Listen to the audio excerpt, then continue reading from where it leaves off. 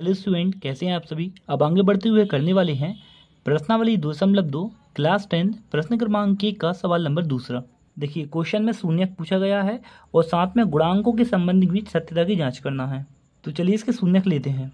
देखिए, शून्यक निकालने के लिए सबसे पहले गुणनखंड तोड़ना पड़ेंगे। पहली स्टेप मैंने आपके लिए बताई थी, सबसे जो स्टार्ट में नंबर लिखा रहता है उसका गुणा लास्ट वाले नंबर में करना पड़ता है। यानी 4 का गुणा होगा 1 में, 4 गुणा 1 करेंगे तो बराबर आएगा 4। यानी बीच वाले नंबर के लिए ऐसे दो भागों में तोड़ना है जिनका गुणा करें तो 4 आ जाए, और जोड़ें और घटाएं तो बीच वाला नंबर आना चाहिए। यानी बीच में लिखा हुआ है 4, तो गुणा करने पर भी 4 आना चाहिए और जोड़ने पर और घटाने पर भी 4 आना चाहिए। अब देखिए, ये दो नंबर कैसे पता चलेंगे, मैंने आपके लिए इसके पहले वाली वीडियो में बताया है कि जो भी नंबर गुणा करने पर यहाँ पर जो आता है उसका अपन गुणनखंड लेते हैं। जैसे 2 से देंगे 2 दूनी 4, और फिर 2 से देंगे तो 2 एकम 2। यानी अपन के लिए नंबर प्राप्त हुए 2 और 2। यानी जो इस वाले सवाल में गुणनखंड टूटेंगे वो 2 और 2 में टूटेंगे, क्योंकि 2 में 2 को गुणा करेंगे तो भी अपना 4 आ जाएगा, और 2 में 2 जोड़ेंगे तो भी अपना 4 आ जाएगा। यानी जो अपन का ये सवाल है वो 2 और 2 में टूटेगा। चलिए लिखना है, स्टार्ट करते हैं। देखिए, सबसे पहले यहाँ पर लिखेंगे 4s² जो ऊपर लिखा हुआ है, और यहाँ पर साइन वही लगाना है जो ऊपर साइन लगा है। जैसे यहाँ पर माइनस है तो यहाँ पर माइनस लगा दिया, प्लस होता तो प्लस लगा देते। अब देखिए, यहाँ पर अपना सवाल टूटा है 2 और 2 में। मैंने इसके पहले वाली वीडियो में बताया था कि सबसे पहले बड़ा वाला नंबर आता है, लेकिन ये दो नंबर तो सेम है तो यहाँ पर आएगा 2। ठीक है, अब s के फॉर्म में सवाल है तो यहाँ पर आएगा s, और फिर टूटा है अगला 2s में तो यहाँ गया 2s। देखिए, दोनों को जोड़ना है, जब दोनों को जोड़ेंगे तभी तो 4 आएगा। तो यहाँ पर साइन लगाना होगा माइनस का, क्योंकि माइनस और माइनस प्लस होगा तो 2 और 2 4 हो जाएगा। यदि आप प्लस लगा देंगे यहाँ पर तो ये दोनों कट जाएंगे, तो सवाल गलत हो जाएगा। यहाँ पर आएगा प्लस और 1 लिखा हुआ है तो 1 आएगा। ठीक है, अब देखिए अंक करते हैं। यहाँ पर ये रबर है। देखिए, अब इसके बाद की स्टेप ये है कि इन दोनों में से और इन दोनों में से कॉमन लेना है। पहले अपन सवाल के लिए एक और बार अच्छे से उतार ले रहे हैं। यहाँ पर 4s² -2s 2s + 1। चलिए अब देखिए, अब इन दोनों में से अपन के लिए कॉमन लेना है और इन दोनों में से कॉमन लेना है। देखिए, इन दोनों में से क्या कॉमन आ रहा है, सबसे पहले आपको दिख रहा होगा कि सर s कॉमन आ रहा है, क्योंकि इसके पास भी s है और इसके पास भी s है। अब इन दोनों में से एक नंबर भी कॉमन आ रहा है, वो नंबर है 2। क्योंकि देखिए, 2 के पहाड़े में 4 आता है। मैंने आपके लिए इसके पहले वाली वीडियो में बहुत ज़्यादा डीप तरीके से बताया था।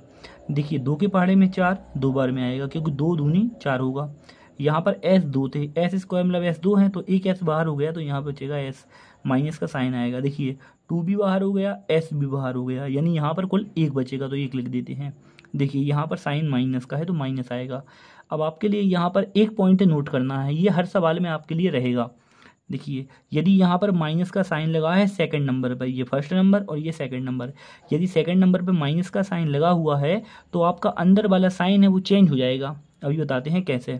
देखिए, जैसे इन दोनों में से कॉमन क्या आ रहा है, तो आप कहेंगे सर देखिए, ना कोई नंबर कॉमन दिख रहा है, ना कोई चर संख्या यानी एस भी कॉमन नहीं दिख रहा, तो जब कुछ कॉमन नहीं आया तो एक कॉमन आएगा। अब देखिए, यहाँ से क्या कॉमन लिया, कुछ भी नहीं, तो यहाँ पर बचेगा 2s। अब देखिए, यहाँ पर ये जो प्लस का साइन लगा है ये माइनस का हो जाएगा। ऐसा क्यों हुआ, क्योंकि यहाँ पर माइनस लगाया था, मैंने आपको बताया। यदि यहाँ पर माइनस का साइन होगा तो अंदर वाला साइन चेंज होगा, प्लस का है तो माइनस का हो गया, यदि यहाँ माइनस का होता तो प्लस का हो जाता, और 1 का 1 आएगा। देखिए, ये दोनों सेम बन गए। अब जब ये दोनों सेम बन गए तो इनके लिए एक बार लिख लेते हैं 2s - 1, और यहाँ नया बनेगा 2s - 1, तो यहाँ लिख देंगे 2s - 1। अब दोनों के बराबर में 0 रखेंगे, यानी 2s - 1 बराबर 0, और यहाँ पर ये 2s - 1 बराबर 0। बराबर 0 इसलिए रखा है क्योंकि अपन शून्यक निकाल रहे हैं। अब देखिए, 2s ये माइनस का 1 इस साइड पक्षांतर होगा तो प्लस का 1 हो जाएगा, ऐसे ही यहाँ पर माइनस का 1 पक्षांतर होगा प्लस का हो जाएगा, 2s बराबर आएगा 1। देखिए, ये 2 गुणा में है तो 2 बटे में आएगा, तो s बराबर हो जाएगा 1/2। ऐसे ही यहाँ पर 2 बटे में आ जाएगा तो s बराबर हो जाएगा 1/2। ये देखिए, 2 अपने शून्यक आ गए, ये पहला वाला शून्यक आया, ये दूसरा वाला शून्यक आया। देखिए, जो 2 शून्यक आते हैं ना वही अपने अल्फा और बीटा के मान होते हैं, यानी अल्फा का मान आ गया अपना 1/2, और ये जो सेकंड वाला शून्यक है ये अपना बीटा का मान आ गया 1/2। ठीक है, अब देखिए, क्वेश्चन में अपन से बोला गया था, देखिए बताते हैं। क्वेश्चन में बोला गया था कि शून्य ज्ञात कीजिए और साथ में शून्य तथा गुणांकों के संबंध के बीच सत्यता की जांच कीजिए। तो ये तो शून्य आ गए, अभी यहाँ पर गुणांकों और शून्य के संबंध की सत्यता की जांच और करना है। तो यहाँ पर हेडिंग डाल लेते हैं आगे। देखिए यहाँ पर हेडिंग डाल ली है, शून्यकों तथा गुणांकों के बीच संबंध की सत्यता की जाँच। देखिए पहला वाला संबंध होता है शून्यकों का योगफल, यहाँ लिख देंगे शून्यकों का योगफल। देखिए शून्य का योगफल होता है अल्फा प्लस बीटा बराबर होता है -b/a। यहाँ देखिए -b/a। अब देखिए अल्फा का मान तो प्राप्त हो गया अपन के लिए, 1/2 आया है, तो यहाँ लिख देंगे 1/2। प्लस का साइन तो प्लस का साइन लगाएंगे, बीटा का मान रखेंगे तो बीटा का मान है 1/2, ये हो गया 1/2 बराबर। माइनस का साइन है तो माइनस। अब देखिए b/a, अब b/a मतलब ये b और a के मान कहाँ से प्राप्त होंगे रफ में देखते हैं। जो अपन के लिए सवाल में बहुपद दिया गया है इसकी तुलना करते हैं द्विघात समीकरण यानी ax² + bx + c = 0 से तुलना करेंगे। देखिए जो भी x² के बाजू में होता है ना वो a का मान होता है, तो अपना सवाल तो s² के फॉर्म में है तो कोई दिक्कत वाली बात नहीं, चर तो चर होता है, s हो चाहे x हो। तो देखिए a का मान क्या है, s² के बाजू में 4 है तो a का मान 4 होगा। देखिए b का मान होता है x के बाजू में, तो s के बाजू में -4 है तो b का मान होगा -4। अब देखिए c का मान अकेली संख्या होती है, तो देखिए अकेला नंबर 1 है तो c का मान 1 होगा। देखिए b, अब b का मान कितना आया था -4, तो यहाँ लिख देते हैं -4/a। तो a का मान 4 है तो यहाँ लिख देते हैं 4। अब देखिए इनके लिए जोड़ेंगे। अब देखिए कैसे करेंगे इनके लिए, 2 का इस 1 में गुणा करेंगे तो 2 आएगा, इस वाले 2 का इस 1 में गुणा करेंगे तो 2 आएगा, 2 का 2 में करेंगे तो 4 आएगा बराबर। माइनस माइनस प्लस हो जाएगा तो मतलब 4 आएगा और बटे में भी 4 आएगा। अब देखिए यहाँ पर जोड़ लेंगे, 4/4 हो जाएगा बराबर 4/4। देखिए दोनों बराबर हो गए ना, जब दोनों बराबर हो गए यानी जो शून्य होते हैं और जो उनके गुणांक होते हैं वो आपस में बराबर होते हैं, ये हो गए संबंध की सत्यता की जांच।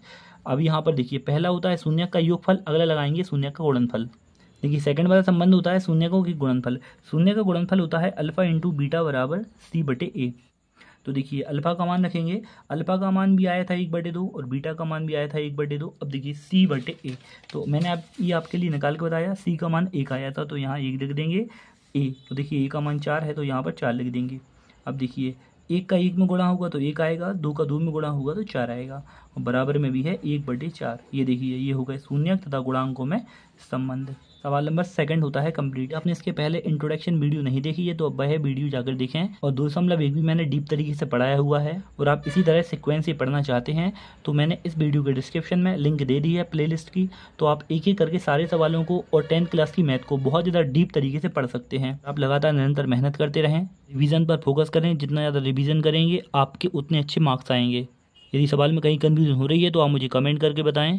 पूरे क्लास 10 के ऑब्जेक्ट की PDF पाना चाहते हैं तो मेरे व्हाट्सअप नंबर 8839070498, आप इस पर मुझे व्हाट्सअप पर हाय या फिर राधे राधे साथ लिखकर मैसेज करें। मैं आपके लिए पूरे मैथ के ऑब्जेक्ट की PDF एकदम फ्री ऑफ कॉस्ट में सेंड कर दूँगा, कोई भी चार्ज नहीं रहेगा।